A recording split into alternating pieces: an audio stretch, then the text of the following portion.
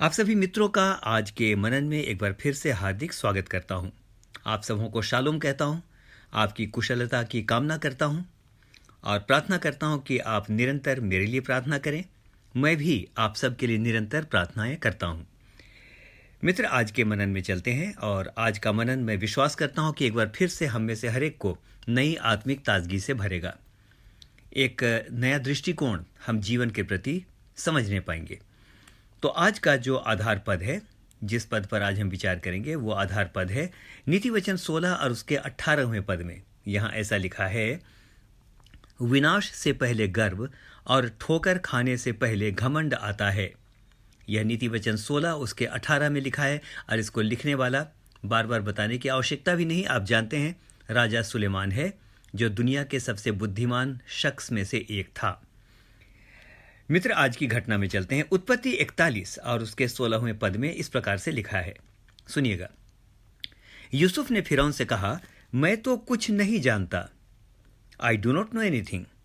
मैं तो कुछ नहीं जानता, लेकिन परमेश्वर ही फिरौन के लिए शुभ वचन देगा। इस पद की पृष्ठभूमि आपको बता दूं। जब मिस्र के राजा फिरौन ने स्वप्न देखा और उसका अर्थ बताने वाला कोई ना मिला, तो यूसुफ को बुलाया गया, जो बंदी गृह में था। आप इस घटना को जानते हैं।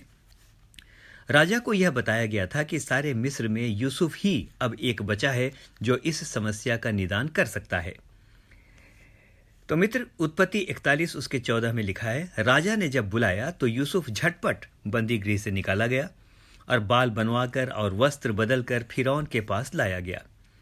और जब वह फिरौन के सामने खड़ा हुआ और फिरौन ने अपने स्वप्न के बारे में बताया, तो सुनिए कि यूसुफ ने फिरौन से क्या कहा। उसने कहा, मैं तो कुछ नहीं जानता, परमेश्वर ही फिरौन के लिए शुभ वचन देगा। मित्रों, यह कितनी बड़ी नम्रता का उदाहरण है।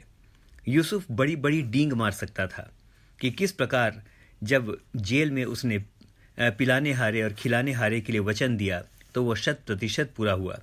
किस प्रकार वो लगातार दर्शन देखता था, इन सारी बातों को वो राजा को कह सकता था, लेकिन उसने ऐसा नहीं कहा और सारी महिमा उसने परमेश्वर को दी। सारी महिमा उसने परमेश्वर को दी और उसने कहा, मैं तो कुछ नहीं जानता। मित्र, बहुत इंपॉर्टेंट है ये जानना कि हम कितना नहीं जानते हैं। कितना जानते हैं वो तो हम जानते हैं, लेकिन कितना हम नहीं जानते हैं ये हमें अवश्य जानना चाहिए। अक्सर हमारा दावा होता है कि हमें सब कुछ पता है, हम सब कुछ जानते हैं। हाँ मित्र, दुनिया का सबसे बड़ा ज्ञान यह जानना है कि हम कुछ नहीं जानते हैं, और यदि कुछ जानते भी हैं तो अभी बहुत कुछ हमें जानना बाकी है।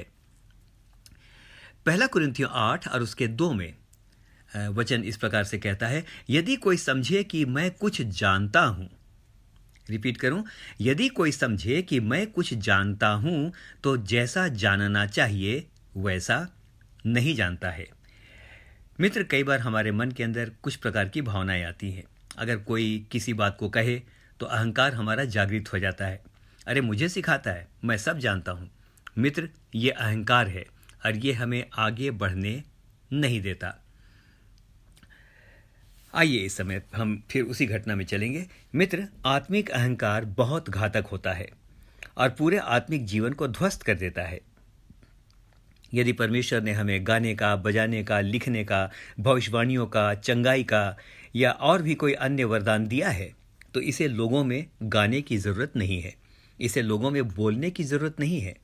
हम ये जानते हैं और हम वो जानते हैं। मित्र, यदि आप सफल हैं तो आपको कहने की आवश्यकता नहीं है। सफलता अपने आप शोर मचा देती है। यदि हम सारी महिमा परमेश्वर को दें तो वह हमारे समय पर नहीं, लेकिन अपने समय पर हमें ज़रूर बढ़ाएगा। आज का वचन हमने सुना था कि विनाश से पहले गर्व और ठोकर खाने से पहले घमंड आता है। नीति वचन 29-23 में वचन स्पष्ट कहता है, मनुष्य को गर्व के कारण नीचा देखना पड़ता है, परंतु नम्र आत्मा वाला व्यक्ति महिमा का अधिकारी होता है। मित्र, परमेश्वर ने इस नम्रता के कारण यूसुफ को मिस्र का प्रधानमंत्री बना दिया। अवश्य परमेश्वर ने देखा होगा कि राजा के सामने खड़े होकर वो अपनी महिमा नहीं ले रहा है, लेकिन वो परमेश्वर को सारी महिमा दे रहा है। मित्र, और इसका प्रतिफल उसे इस प्रकार से मिला कि परमेश्वर ने उसे मिस्र के अंदर सबसे ऊंचे पद पर बैठाया। स्मरण रखिए, परमेश्वर हमारी नम्रता और दीनता को बहुमूल्य जानता है। मित्र, क्या वजह थी कि यूसुफ ने स्वप्न का सही अर्थ बता दिया? वो जेल में था, उसकी परिस्थितियां बड़ी नकारात्मक थीं, उस पर दुष्चरित्र होने का आरोप लगाया गया था, उसके भाइयों ने उसे बेच दिया था। लेकिन ऐसी परिस्थिति में भी क्योंकि लगातार वो परमेश्वर के साथ बना रहा, उसने परमेश्वर को नहीं छोड़ा। उसने परमेश्वर पर दोष नहीं लगाया कि हाँ, परमेश्वर ने मेरे साथ अन्याय किया है। जेल में भी, यानी बंदीगृह के अंदर भी, वो परमेश्वर के साथ बना रहा, दर्शन देखता रहा, भविष्यवाणी करता रहा, प्रार्थना करता रहा। मित्र, शायद यही वजह है कि परमेश्वर ने फिरौन के सामने ही यूसुफ को फिरौन के सपने का अर्थ बता दिया और वो ऊंचे स्थान पर उठाया गया। मित्र, अब समाप्त करते हैं। हमारे जीवन की परिस्थितियां कितनी भी नकारात्मक क्यों ना हो, हम दीनता से परमेश्वर के सामने बने रहें, विनम्रता के साथ हम परमेश्वर के साथ बने रहें। भजन संहिता 75 उसके 7 में लिखा है, परंतु परमेश्वर ही न्यायी है, वही एक को घटाता और दूसरे को बढ़ाता है। हम में से हर एक को परमेश्वर बहुतायत के साथ आशीष दे। आमीन और फिर से आमीन।